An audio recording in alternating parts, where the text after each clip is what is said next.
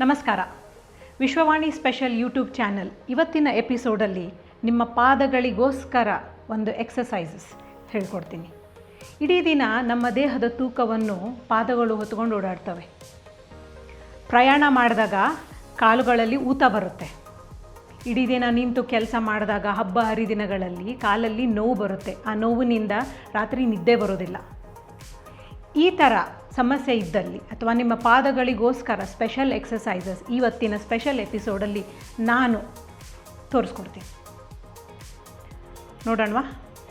ಇವತ್ತಿನ ಫಸ್ಟ್ ಎಕ್ಸಸೈಸಲ್ಲಿ ಈ ಥರದೊಂದು ಸಣ್ಣ ಬಾಲ್ ನಿಮ್ಮ ಯಾವುದಾದ್ರು ಸ್ಪೋರ್ಟ್ಸ್ ಶಾಪಲ್ಲಿ ಸಿಗುತ್ತೆ. ಈ ಥರದ್ದು ಸಿಕ್ಕಲಿಲ್ಲ ಅಂತಂದರೆ ನಾರ್ಮಲ್ಲಾಗಿ ಯಾವುದಾದ್ರು ಅಂಗಡೀಲಿ ನಿಮಗೆ ಒಂದು ಟೆನ್ನಿಸ್ ಬಾಲ್ ಸಿಕ್ಕುತ್ತೆ. ಆ ಬಾಲನ್ನು ತಗೊಂಡು ನಿಮ್ಮ ಒಂದು ಪಾದವನ್ನು ಅದ್ರ ಮೇಲೆ ಇಟ್ಬಿಟ್ಟು ಪೂರ್ತಿ ದೇಹದ ಭಾರವನ್ನು ಆ ಪಾದದ ಮೇಲೆ ಬಿಟ್ಟು ಈ ಥರ ನಿಧಾನವಾಗಿ ಪ್ರೆಸ್ ಮಾಡಿಕೊಂಡು ರೋಲ್ ಮಾಡಿ. ಇಲ್ಲಿ ಇನ್ನೊಂದು ಮಾತು ನಾವೇನು ಗಮನಕ್ಕೆ ಇಟ್ಕೊಬೇಕು ಅಂತಂದರೆ, ಒಂದು ಕಾಲನ್ನು ನಾವು ಬಾಲ್ ಮೇಲಿಟ್ಟು ರೋಲ್ ಮಾಡ್ತಾ ಇರುವಾಗ ಯಾರಿಗಾದರೂ ಬ್ಯಾಲೆನ್ಸ್ ಸಿಕ್ಕಿಲ್ಲ ಅಂತಂದರೆ ಪಕ್ಕದಲ್ಲಿ ಒಂದು ಚೇರ್ ಅಥವಾ ಒಂದು ಪಿಲ್ಲರು ಏನಾದರೂ ಹಿಡ್ಕೊಂಡು ಸಪೋರ್ಟ್ ತಗೊಂಡು ನಿಧಾನವಾಗಿ ರೋಲ್ ಮಾಡಿ. ಇಂದು ಇಡೀ ದೇಹದ ಭಾರವನ್ನು ಈ ಪಾದದ ಮೇಲೆ ಬಿಟ್ಬಿಟ್ಟು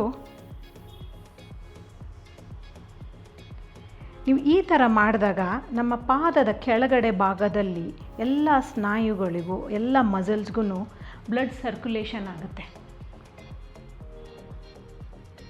ನಾವು ಯಾವಾಗ ತುಂಬ ಹೊತ್ತು ಕೂತಿರ್ತೀವಿ, ಪಾದಗಳು ಒಂದೇ ಜಾಗದಲ್ಲಿ ಇಟ್ಬಿಟ್ಟು ಬ್ಲಡ್ ಸರ್ಕ್ಯುಲೇಷನ್ ಕಡಿಮೆ ಆಗುತ್ತೆ. ಈ ಎಕ್ಸಸೈಸನ್ನು ಯಾರು ಬೇಕಾದರೂ ಮಾಡ್ಬೋದು. ಇದಕ್ಕೆ ಯಾವುದೇ ಜೆಂಡರ್ ಸ್ಪೆಸಿಫಿಕ್ ಅಥವಾ ಏಜ್ ಸ್ಪೆಸಿಫಿಕ್ ಅಂತ ಏನೂ ಇಲ್ಲ.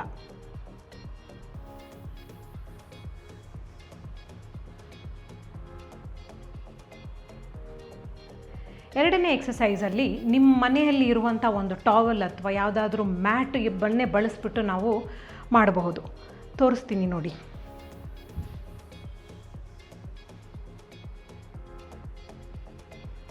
ಈ ಥರ ಒಂದು ಸಣ್ಣ ಟಾವಲ್ ಮೇಲೆ ನಿಂತ್ಕೊಂಡು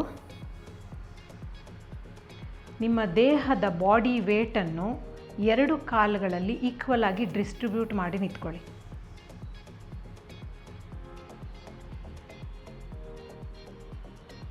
ನಿಧಾನವಾಗಿ ನಿಮ್ಮ ಬೆರಳುಗಳನ್ನು, ಕಾಲಿನ ಬೆರಳುಗಳನ್ನು ಬಳಸ್ಕೊಂಡು ಟಾವಲ್ನ ಈ ಥರ ನಿಮ್ಮ ಕಡೆಗೆ ಎಳ್ಕೊಳ್ಳಿ.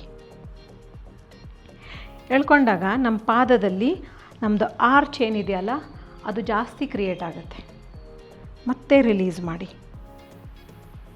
ಟಾವಲನ್ನು ಈ ಥರ ಎಳ್ಕೊಂಡಾಗ ಆರ್ಚ್ ಕ್ರಿಯೇಟ್ ಆದಾಗ ಅಲ್ಲಿ ಒಂದು 3 ರಿಂದ 4 ಸೆಕೆಂಡ್ ಅಥವಾ ಒಂದು 5 ಸೆಕೆಂಡ್ ವೇಟ್ ಮಾಡಿ, ಮತ್ತೆ ನಿಧಾನವಾಗಿ ರಿಲೀಸ್ ಮಾಡಿ.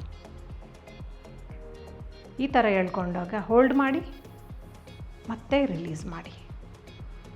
ಟೋಸ್ ಕರ್ಲ್ ಮಾಡಿಬಿಟ್ಟು ಈ ಥರ ಟಾವಲ್ ನಿಮ್ಮ ಕಡೆಗೆ ಎಳ್ಕೊಂಡಾಗ ನಿಮ್ಮ ಕಾಲಲ್ಲಿ ಆರ್ಚ್ ಕ್ರಿಯೇಟ್ ಆಗುತ್ತೆ. ನಿಮ್ಮ ಬ್ಲಡ್ ಸರ್ಕ್ಯುಲೇಷನ್ ಇನ್ಕ್ರೀಸ್ ಆಗುತ್ತೆ. ಆ ಆರ್ಚ್ಗೆ ಅಥವಾ ಅದರ ಹತ್ತಿರ ಇರೋ ಎಲ್ಲ ಸ್ನಾಯುಗಳಿಗೂ ಕೂಡ ಒಳ್ಳೆ ಬ್ಲಡ್ ಸಪ್ಲೈ ಆಗುತ್ತೆ. ಬಾಡಿಲಿ ನಮ್ಮ ಪಾದದಲ್ಲಿ ಆರ್ಚ್ ಇರುತ್ತಲ್ಲ, ಅದು ನಮ್ಮ ದೇಹದ ತೂಕವನ್ನು ತಡೆಯೋಕ್ಕೆ ತುಂಬ ಇಂಪಾರ್ಟೆಂಟ್. ಶಾಕ್ ಅಬ್ಸಾರ್ಬರ್ ಥರ ಕೆಲಸ ಮಾಡುತ್ತೆ ಈ ಆರ್ಚ್.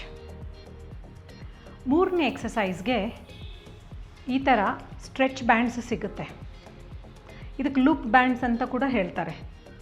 ಯಾವುದಾದ್ರು ಫಿಟ್ನೆಸ್ ಸ್ಟೋರಲ್ಲಿ ಸಿಗುತ್ತೆ ನಿಮಗೆ, ಅಥವಾ ಅಮೆಝಾನಲ್ಲಿ ಆನ್ಲೈನ್ ಯಾವುದಾದ್ರು ಶಾಪಿಂಗ್ ಸೈಟಲ್ಲೂ ಸಿಗುತ್ತೆ. ಈ ಬ್ಯಾಂಡ್ಸನ್ನು ಯೂಸ್ ಮಾಡಿ ನಾವು ಹೇಗೆ ಪಾದಗಳಿಗೆ ಎಕ್ಸಸೈಸ್ ಮಾಡಬಹುದು ಅಂತ ತೋರಿಸ್ತೀನಿ. ಈ ಬ್ಯಾಂಡನ್ನು ನಿಮ್ಮ 2 ಪಾದದ ಕೆಳಗಡೆ ಈ ಥರ ಮಧ್ಯಭಾಗಕ್ಕೆ ಬರೋ ಆ ಥರ ಹಾಕ್ಕೊಂಡು ಒಂದು ಸ್ಟ್ರೆಚ್ ಮಾಡಿ ನಿಂತ್ಕೊಳ್ಳಿ.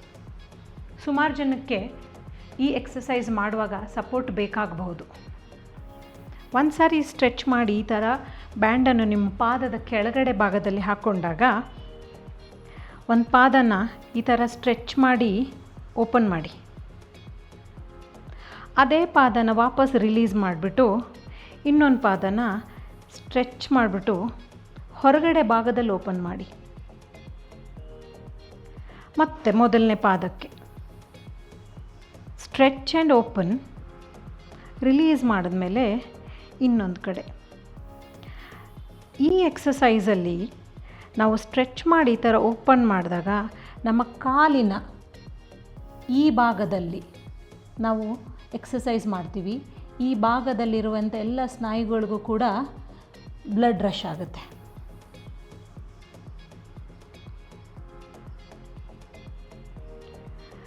ನಮ್ಮಲ್ಲಿ ಸುಮಾರು ಜನ ಪಾದನ ಈ ಥರ ಇಟ್ಟು ರೂಢಿ ಇರುತ್ತೆ.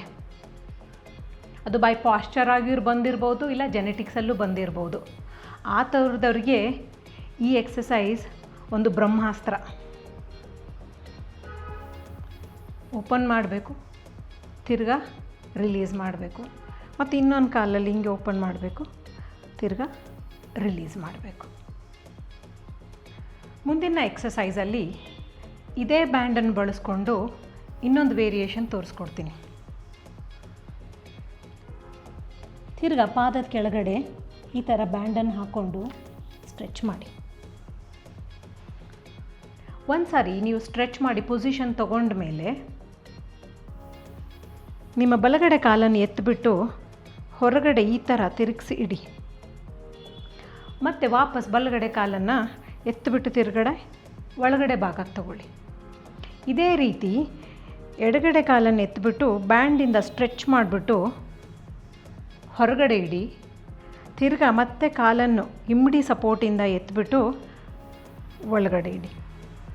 ನಾವು ಯಾವಾಗ ಈ ಎಕ್ಸಸೈಸಸನ್ನು ಮಾಡ್ತೀವಿ, ನಮ್ಮ ಆ್ಯಂಕಲ್ ಸುತ್ತಮುತ್ತಲೂ ಇರೋ ಎಲ್ಲ ನರ್ವ್ಸ್ಗೆ ಬ್ಲಡ್ ಸಪ್ಲೈ ಆಗುತ್ತೆ. ನಮ್ಮ ಆ್ಯಂಕಲ್ ಕೂಡ ನಾವು ವರ್ಕ್ ಮಾಡ್ತೀವಿ. ಎಷ್ಟೊಂದು ಜನರಲ್ಲಿ ಆ್ಯಂಕಲ್ ಸ್ಟಿಫ್ನೆಸ್ ಇರುತ್ತೆ. ಆ್ಯಂಕಲ್ ಸ್ಟಿಫ್ನೆಸ್ ಇದ್ದಾಗ ನಿಮಗೆ ಕೆಳಗಡೆ ಕುತ್ಕೊಳೋದು ಅಥವಾ ನೆಲದ ಮೇಲೆ ಕುತ್ಕೊಳೋದಾಗಲಿ ಅಥವಾ ಲೋ ಸ್ಕ್ವಾಟ್ ಪೊಸಿಷನಲ್ಲಿ ಕುತ್ಕೊಳೋಕ್ಕೆ ತೊಂದರೆ ಆಗುತ್ತೆ. ಆ ಥರದವರು ಈ ಎಕ್ಸಸೈಸ್ ಮಾಡಿದ್ರೆ ತುಂಬ ಹೆಲ್ಪ್ ಆಗುತ್ತೆ. ಆ್ಯಂಕಲ್ ಸಹಾಯದಿಂದ, ಹಿಮ್ಮಡಿ ಸಹಾಯದಿಂದ ಹೊರಗಡೆ ತೊಗೊಂಡು ತಿರ್ಗಾ ಒಳಗಡೆ ತೊಗೊಳ್ಬೇಕು. ನಮ್ಮ ಎಲ್ಲರ ಮನೆಗಳಲ್ಲೂ ಅಥವಾ ನಮ್ಮ ತೋಟಗಳಲ್ಲಿ ಸಣ್ಣ ಸಣ್ಣ ಕಲ್ಲಿರುತ್ತೆ.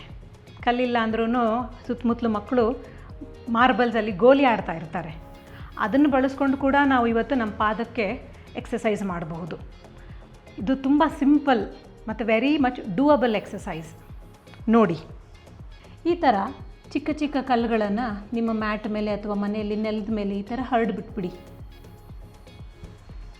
ಒಂದು ಸತಿ ಈ ಥರ ಎಲ್ಲ ಕಲ್ಲುಗಳನ್ನು ನೀವು ಹರಡಿಬಿಟ್ಟಾದ ಮೇಲೆ ನಿಮ್ಮ ಕಾಲಿನ ಬೆರಳಿನ ಸಹಾಯದಿಂದ ಈ ಥರ ಕಾಲನ್ನು ಕಲ್ಲು ಮೇಲೆ ಇಟ್ಬಿಟ್ಟು ಮಡಚಿಬಿಟ್ಟು ಎತ್ತಿಬಿಟ್ಟು ಇನ್ನೊಂದು ಜಾಗಕ್ಕೆ ಇಡಿ.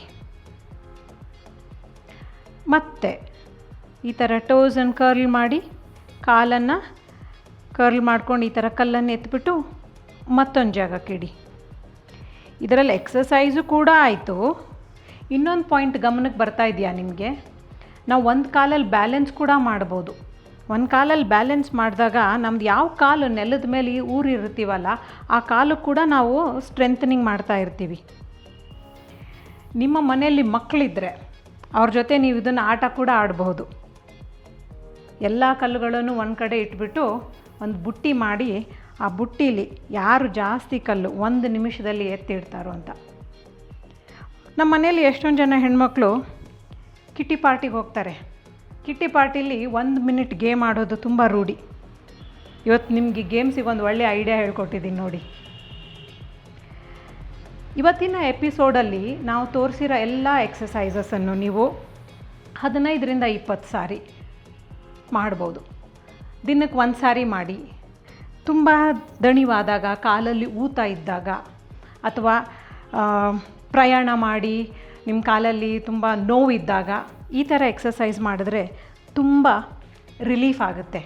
ಇವತ್ತಿನ ಎಪಿಸೋಡಲ್ಲಿ ತೋರಿಸಿರುವ ಎಲ್ಲ ವೇರಿಯೇಷನ್ಸು ನಿಮಗೆ ನೆನಪಿದೆ ಅಂತ ತಿಳ್ಕೊಳ್ತೀನಿ. ಇಂತಹ ಸುಮಾರು ಫಿಟ್ನೆಸ್ ಮಾಹಿತಿಗೋಸ್ಕರ fitness time with Gowri Vishwavani TV special YouTube ಚಾನಲ್ಗೆ ಲೈಕ್ ಮಾಡಿ, ಸಬ್ಸ್ಕ್ರೈಬ್ ಮಾಡಿ. ಮಾಡ್ತೀರಾ ಅಲ್ವಾ? ಧನ್ಯವಾದಗಳು.